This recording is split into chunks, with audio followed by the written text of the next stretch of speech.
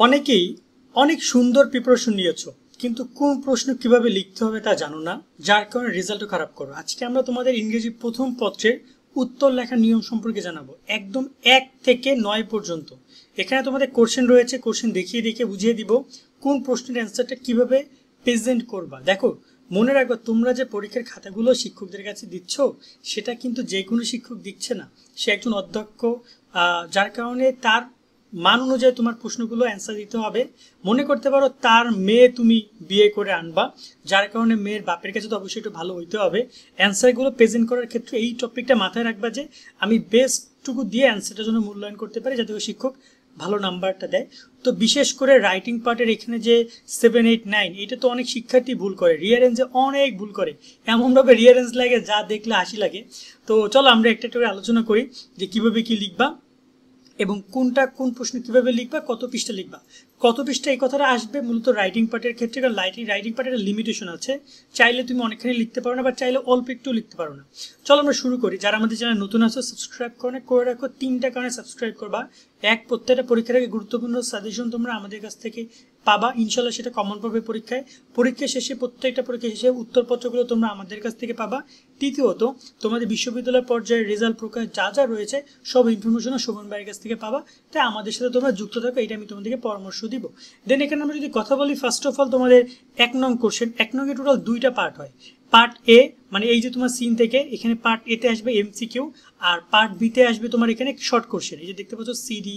এখন এখানে একটা কথা হচ্ছে যে যখন তোমার আসবে, অনেকে হয় কি যে পুরোপুরি অ্যান্সারটা লেখো, অনেকে আবার শুধু অ্যান্সার লেখো। এখানে একটা ভুল আছে। তুমি যেটা করবা, যখন তুমি লিখবা তখন চেষ্টা করবা এইভাবে answer to the question on এবং সামনে এ লিখে দিবা। দেন তুমি এখানে এ বি সি, এখানে যদি তোমার এবিসি থাকে বড় হাতে, তাহলে তুমি এই লাইনটা হবে বড় হাতের। যদি তোমার হাতে এখানে ছোট হাতে থাকে, তাহলে তুমি এখানে লাইনটা লিখবা ছোট হাতের। দেন তোমার এর সামনে যে অ্যান্সারগুলো রয়েছে সেই সংখ্যাগুলো কি দেওয়া। দেখো এখানে কিন্তু এর যে অ্যান্সারের 4টা রয়েছে, একটা হচ্ছে 1, 2, 3, 4, এটা কিন্তু রোমান সংখ্যা দেওয়া। যখন তুমি অ্যান্সারগুলো লিখবা তখন অবশ্যই রোমান সংখ্যা ব্যবহার করবা, এবং তার সামনে জাস্ট তুমি অ্যান্সার লিখলেই হবে। অনেকে আবার প্রশ্ন তোলার কোনো দরকার নেই, প্রশ্নতে কোনো কাজ হবে না। তুমি জাস্ট এখানে 1 হলে 1 এবং এখানে লাভ লাইনেস, এখানে তুমি সুন্দর করে লাইনেস লিখে দিবা। এখানে এইটুকুই ক্লিয়ার, আর কোনো এক্সট্রা কোনো কাজ নাই। এভাবে তুমি 10টা অ্যান্সার আসবে, তোমাকে 10টা অ্যান্সার সুন্দর করে লিখতে হবে। চাইলে তুমি ফাঁকা দিয়ে লিখো, কিন্তু অবশ্যই তুমি গাদাগাদি করবা না। তুমি চেষ্টা করবা পুরো একটা পেজে এই 1 নম্বর বা 1 নম্বরের এটা কমপ্লিট করার জন্য একটু ফাঁকা দিয়ে গ্যাপ দিয়ে লিখবা। এবং পরবর্তী তোমার কোশ্চেনটা আসবে হচ্ছে যে সেটা হচ্ছে শর্ট কোশ্চেন। এই শর্ট কোশ্চেন লেখার ক্ষেত্রে কিন্তু অনেকখানি লেখা লাগে, আবার কম লেখা লাগে। তুমি যাই করো না কেন, তুমি চেষ্টা করবা একটু, ধরো না তুমি এ নাম্বারে, যদি 2 নম্বরে দেখে 2 নম্বরের কোশ্চেনটা হচ্ছে এই, তুমি এখানে এ লিখছো, অ্যান্সার লিখে দেন তুমি এখানে পুরো অ্যান্সারটা লাগবে। অনেকে আবার কোশ্চেন তোলা জরুরি না, কোশ্চেন তুলতে হবে না। তুমি এ লিখছো না, ওইটাই টিচার বুঝবে এটা এ নাম্বারের অ্যান্সার, কোশ্চেন তুলে বুঝাইতে হবে না, কারণ তার কাছে কোশ্চেন পেপার আছে। দেন তুমি অ্যান্সারটা লেখার পর অ্যান্সারটা তোমার এখানে কমপ্লিট হচ্ছে, তুমি চেষ্টা করবে এখানে একটা স্পেস দিয়ে দেন ডিভাইড করার জন্য। আবার বি নম্বরটা তুমি এখানে লিখছো, আবার এখানে শেষ হচ্ছে, তুমি আরেকটা স্পেস দিয়ে এভাবে একটু ফাঁকা দিয়ে সুন্দর করে লিখবা। লাগলে এখানে যদি তোমার 2টা পৃষ্ঠা যায় যাক, বাট ফাঁকা দিয়ে সুন্দর করে লিখবে, এবং নতুন পেজে এই অ্যান্সার টু দ্য কোশ্চেন অনের বিটা শুরু করে এবার 2 নাম্বারটা। 2 নম্বরে যখন তুমি লিখতে যাবা তখন তুমি চেষ্টা করবা এইরকমভাবে এই যে 2 অ্যান্সার টু দ্য কোশ্চেন এবং এখানে তুমি 1 থেকে 6 তোমার 5টা 6টা যে কটা হবে সেটা তুমি সুন্দর করে, এখানে 6টা থাকবে তো 6টা এখানে সুন্দর করে অ্যান্সারগুলো তুমি লিখে দিবা। 3 নম্বরের কথা যদি বলি, 3 নম্বরে ফ্লোচার্ট দেখতে পাচ্ছ। 3 নম্বরের ক্ষেত্রে তুমি answer to the question summary, সেক্ষেত্রে তুমি এখানে অনেকে দেখে যে প্রশ্নটা তুলে ফেলো, প্রশ্ন তোলার কোনো দরকার নাই। তুমি এখানে সামারিও লেখার দরকার নেই, তুমি answer to the question answer লিখে জাস্ট এইটুকু লিখে দিবা। যদি পারো একটু প্যারা করে দিবে, যাতে করে বুঝতে সুবিধা হয়। হাতের লেখার দিকে মনোযোগী হবা, বানানের দিকে খুবই মনোযোগী হবা। ক্লিয়ার? দেন আমরা আসি 4 নম্বর নিয়ে কথা বলতে। 4 নম্বরে টোটাল 10টা কোশ্চেন রয়েছে, 10টা অ্যান্সার রয়েছে। এখানে অ্যান্সার টু দ্য কোশ্চেন 4 এবং এখানে 10টা, একটা পুরো পেজেই তুমি এটা লিখবা। ওকে, এগুলো প্রত্যেকটা একটা পেজ, যদি অর্ধেক অবস্থায় শেষ হয়ে যায় সেটা ওখানে রাখি, নতুন একটা পেজে তুমি লিখবা। মনে রাখবে পরীক্ষার যে খাতাটা পরীক্ষা দিচ্ছ ওটা তোমার বাপের টাকায়, তোমার টাকায়। তুমি যদি একটু উত্তরগুলো প্রেজেন্ট করতে গিয়ে পৃষ্ঠা নষ্ট হয়, তোমাকে কেউ মারবে না, কেউ জিজ্ঞাসা করবে না। সো তোমার সেক্ষেত্রে অধিকার রয়েছে উত্তরটা প্রেজেন্ট করার ক্ষেত্রে একটু খাতা বা কাগজ অপচয় করা, এটা কোনো বিষয় না। 5 নম্বরের ক্ষেত্রে যদি বলি, 5 নম্বরে তোমরা ঠিক এরকমের কোশ্চেন পাবা, এরকমভাবে 10টা অ্যান্সার লিখে দেবে তুমি সুন্দর করে, একটা পুরো ফুল পেজে এই 10টা কোশ্চেন লিখে দেবে, একটু ফাঁকা ফাঁকা রেখে, যাতে করে টিচার বুঝতে পারে। দেন আমরা আসি 6 নম্বর নিয়ে কথা বলতে।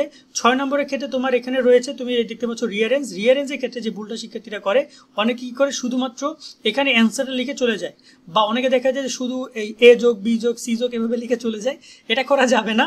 তোমাকে অ্যান্সারটা লিখতে হবে ঠিক এরকমভাবে লিখতে হবে, অ্যান্সার টু কোশ্চেন নং 6 এবং অ্যান্সার লিখে যে দেখতে পাচ্ছ 3, এটা তুমি অপশন দিয়ে বোঝাচ্ছ, 3 পরে ই, সরি সি এর পরে ই, ই এর পরে এইচ, এইচ এর পরে এ, এর পরে এফ, এর পরে বি, তারপর জে, আই, জি মানে ডি, এই যে সংকেতগুলো এটা তুমি জাস্ট বুঝাচ্ছ। তুমি চাইলে এটা প্লাস দিতে পারো, তুমি চাইলে এটা মানে কমা না দিয়ে প্লাস দিতে পারো, প্লাস অথবা এইরকমই কোনো একটা চিহ্ন ব্যবহার করতে পারো, যাতে করে বিষয়টা বুঝতে সুবিধা হয় টিচারের। এই লাইনটার মাধ্যমে তোমার কোশ্চেনের একটা অ্যান্সারের একটা শর্ট মেমোরি তুমি করবা। কিন্তু তুমি যদি মনে করো যে এইটা লিখতে হবে না, তারা কিন্তু ভুল করছো, তোমাকে এইটাও লিখতে হবে।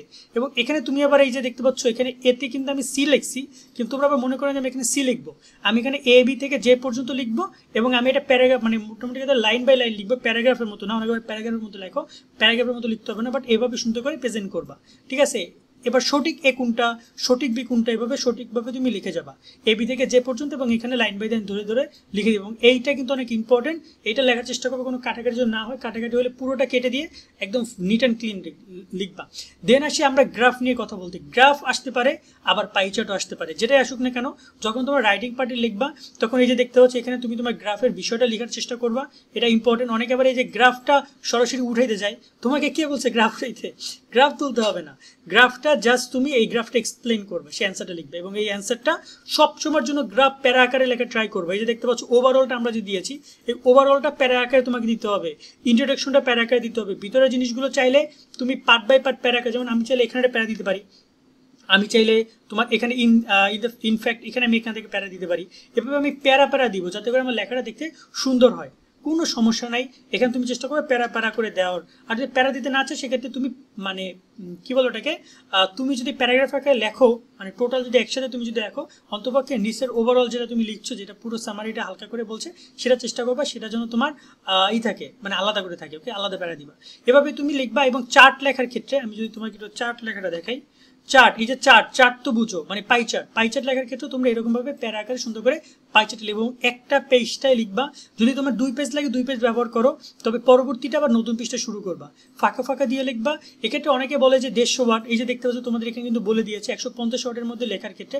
তবে দেখা যায় পাই চার্টে যদি তোমার এখন এখানে দেখো যদি 3টা থাকে বা 4টা থাকে, 4টা জিনিস কিন্তু 150 ওয়ার্ডে লেখাটা অনেক টাফ হয়ে যায়, খুবই কম লিখতে হয়।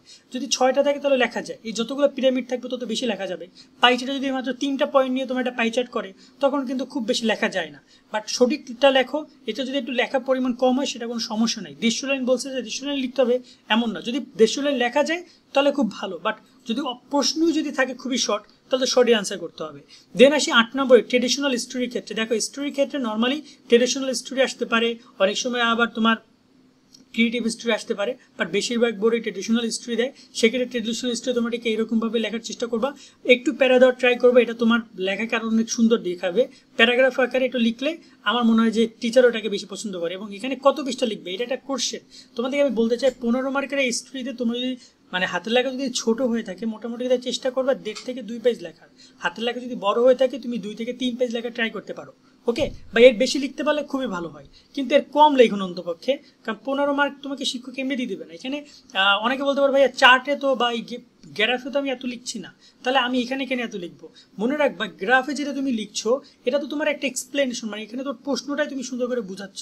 বাট তোমার এই যে স্টোরি, দেখো এইটুকু লিখতে যে স্টোরিতে দেওয়া আছে, এটা লিখতে তোমার দেখা যায় হাফ পেজ চলে যাবে। এখন তুমি যদি মাত্র 2 পেজ লেখো বা 1.5 পেজ লেখো, মানে তুমি অ্যান্সার করলে মাত্র 1 পেজ, সেটা হয় না। তো একটু চেষ্টা করবে বেশি করে লেখার। আর সবার শেষে হলো ইনফর্মাল লেটার লেখার ক্ষেত্রে অবশ্যই তোমাকে ফরম্যাটগুলো মেনটেন করতে হবে, এবং সবসময়ের জন্য বাম পাশের পৃষ্ঠা থেকে শুরু করবা, তোমার হাতের বাম পাশ থেকে শুরু করে করে করে লিখে লিখে ডান পাশে এসে শেষ করবা, মানে শিক্ষক যেন এক চোখে তিনি 2টা পেজ অ্যান্সার দেখতে পারে, শিক্ষকের জন্য উল্টাতে না হয়। আর যদি উল্টাইতে হয় পিওটি লিখে দিবা, ঠিক আছে। এই জিনিসটা ইম্পর্টেন্ট, এবং এখানে সব ফরম্যাটগুলো মেনটেন করে ট্রাই করবা প্যারাকারে, এবং শেষে দিকটা প্যারাগ্রাফে, এবং সবার শেষে বক্স বা স্টাম্প যেটা তোমাদের আঁকতে হবে সেটাও কিন্তু আঁকতে হবে। এগুলো যা যা করা দরকার সেগুলো যে ফর্মেট আছে সেই ফর্মেটে মেনটেন করতে হবে, মূল কথা হচ্ছে এইটা।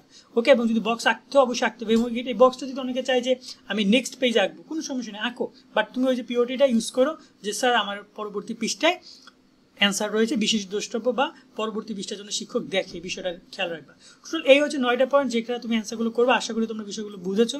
আজকের মতো ভিডিওটা আমরা এখানে শেষ করছি। সকলে অনেক ভালো থাকবা। আল্লাহ হাফেজ।